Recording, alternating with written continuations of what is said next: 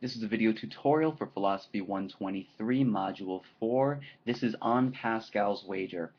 This tutorial might be a little bit longer than a couple of the others, if only because it's hard to find good material online about Pascal's wager, and so I had a little bit of trouble adding some content to this particular module. Add to that, sometimes I think people misunderstand what's going on in Pascal's wager, so I want to make sure we're reasonably clear. It's also incredibly difficult work. If you've actually read the piece assigned called Pascal's wager, or I think the wager in the text, it's very chaotic, it's very scattered, it's very fragmented, and that reflects reality. Pascal was a brilliant mathematician and philosopher in his time. The writings that he composed that this particular piece is taking from formed a collection that in French is pronounced pensée, which simply means in English thoughts. A bunch of scattered thoughts about topics having to do with religion and mathematics and philosophy and other things. This particular piece was essentially taken from a few pieces of paper that were banded together. He had written on both sides of it, he had scratched things out, he had erased things, he had rewritten things, he hadn't written linearly across lines or anything like that. There were fragments collecting with other fragments. It's a horrible piece for an editor to have to try to put together, but this was the best shot. A couple things to say about Pascal and Pascal's wager. First of all, Pascal is pretty clearly a theist. Okay, he believes that God exists, and he thinks that you should believe that God exists as well. That's the outcome of the wager. To sort of give things away just a little bit, Pascal thinks that we should wager, that is, that we should believe that God exists, not that God does not exist.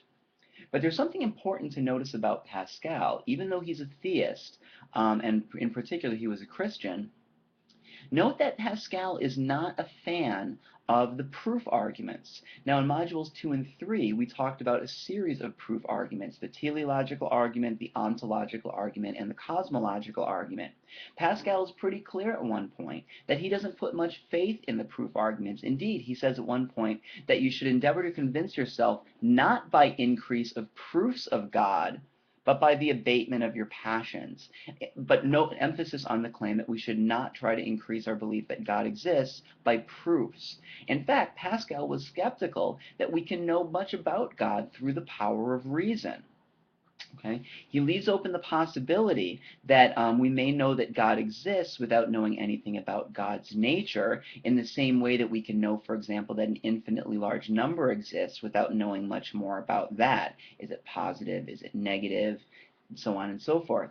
But actually, at one point, and this is from taking some of the quotes on the handout, you'll notice that Pascal says things like, let us examine this point and say, and I'm reading from the handout now, God is or he is not. It seems like those are the only two options. Either God exists or God does not exist.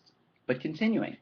But to which side shall we incline? Reason can decide nothing here. According to reason, you can do neither the one thing nor the other. That is, according to reason, you can neither believe that God exists nor that God does not exist. According to reason, you can defend neither of the propositions. Now, so far, that makes Pascal sound like he's an agnostic, and we should probably talk about what that is. A theist who is someone who believes that God exists. An atheist is someone who believes that God does not exist. An agnostic, by contrast, is neither a theist nor an atheist. An agnostic is someone who thinks that we can't know whether or not God exists. An agnostic simply doesn't believe one way or the other.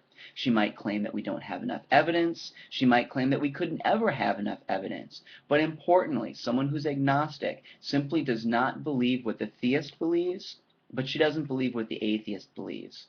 Now, so far, Pascal sounds like he's agnostic. Reason can't help us here. We can't believe either of the two propositions. But again, notice his claim here. It's a subtle one. Reason is of no help here. Admittedly, Pascal thinks that reason can't tell us whether or not God exists. But if you notice a couple more quotes on the handout, Pascal does say things, but by faith we know his existence, in glory we shall know his nature. Pascal thinks that by reason we can't know much about God. Okay, so someone like Pascal is not a proponent of natural religion. He's not like Cleanthes, for example, who explicitly defends natural religion, who thinks we can have religious knowledge in the same way that we can have knowledge of the natural world. Pascal is what we might call a fideist. Okay? A fideist or fideism asserts that we can't have religious knowledge based on reason. We might have it as a result of faith. We might have it as following some sort of divine act of revelation, some act of God's grace. He puts the whammy on you and suddenly you know things you didn't know before. Maybe the burning bush talks to you, so on and so forth. But none of those, okay, all the kind of knowledge that emerges from those kinds of mechanisms is not knowledge based on reason. Okay, it simply does not emerge in the way that other kinds of knowledge emerge. This seems to be what Pascal's after. Okay, this seems to be what Pascal's after. So to be clear, Pascal is a theist. He believes that God exists and he thinks that you should too.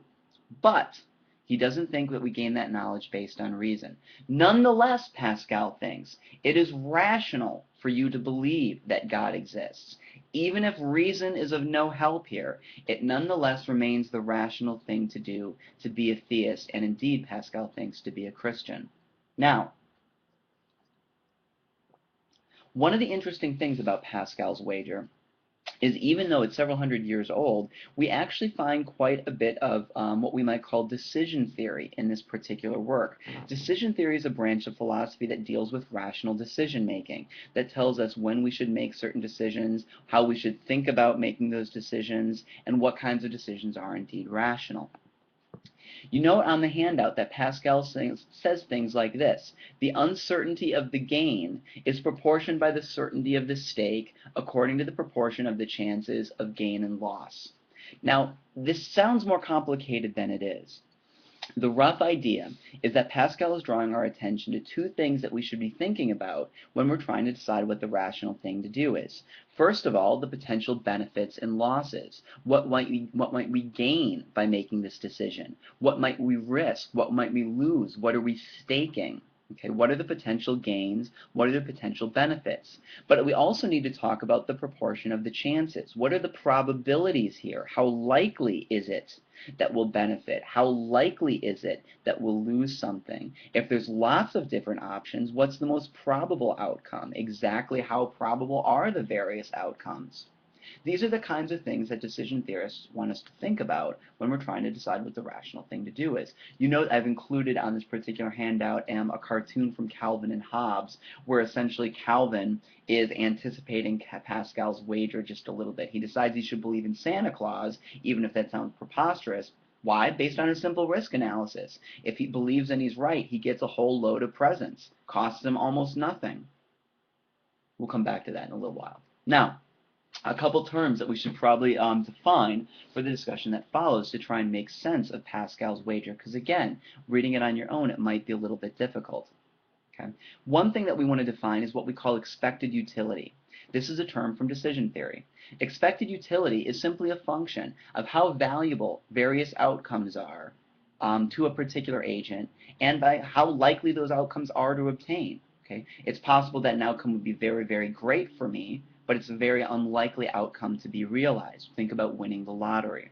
It's very unlikely, 1 out of millions of chance that you'll actually win the lottery, but if you do, it's an extraordinary jackpot that's very valuable to you. Okay? So the expected utility of winning the lottery is actually pretty low, because even though if you win a lot, the probability of winning is so small that it's probably not even worth risking $1 until the lottery gets really, really high to buy a ticket for the lottery. Here's another term that we want to define. We'll call these decisions under risk. Now, decision theory is very easy when we know how likely the various outcomes are, when we know what the probabilities are, and we know how valuable or disvaluable they are to us. Where things get complicated is when we don't know how likely some outcome is to occur. In that case, when we're making a decision where we don't know how likely an outcome is, we call that a decision under risk. We make a decision under risk when we don't know the various probabilities. So thus Pascal speaks of the uncertainty of a gain, the certainty of the stake. We know, for example, what we're going to risk if we engage in some decision, but we don't know how likely it is that we'll lose something else or gain something and so on. Okay, now that brings us to the wager. Pascal thinks you have to wager. It's not optional. Either you believe in God or you don't. Presumably, Because and you might say, well, look, what about the agnostic? The agnostic doesn't believe that God exists, but she doesn't believe that God doesn't exist.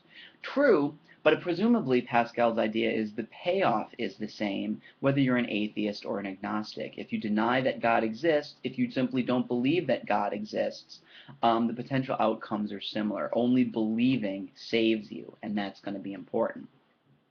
Now, here's a couple crucial passages that I want to draw your attention to. Again, reading from the handout now. Which will you choose then? And again, your options are either believing in God exists, that God exists, or not. Which will you choose then? Let us see. Since you must choose, let us see which interests you least. You have two things to lose, the true and the good, and two things to stake, your reason and your will, your knowledge and your happiness. And your nature has two things to shun, error and misery. Your reason is no more shocked in choosing one rather than the other, since you must of necessity choose. Remember, reason is of no help here. Now, if you notice, these passages are filled with references to gambling. Pascal talks about wagers, he talks about things being in the cards, he talks about risking things, he talks about staking things. There's plenty of terminology here that you might hear run around in a casino, for example. But that's supposed to be quite literally taken. Here's the idea. We risk something finite if we're theists and if we actually act on our beliefs. Okay? If you're a good Christian, like Pascal wants you to be, there's going to be some things you simply can't do, certain kinds of pleasures that you can't enjoy. You're going to have to make certain kinds of sacrifices. You're going to have to donate a lot of money. You're going to have to act. There's certain kinds of acts of contrition and service that you're going to have to perform. So there's opportunity costs, but then there's also serious financial and human costs as well. Okay, but even though we're risking something, and it's pretty certain that you'll lose something if you act in the way that Pascal wants you to, note what he says. If you gain all.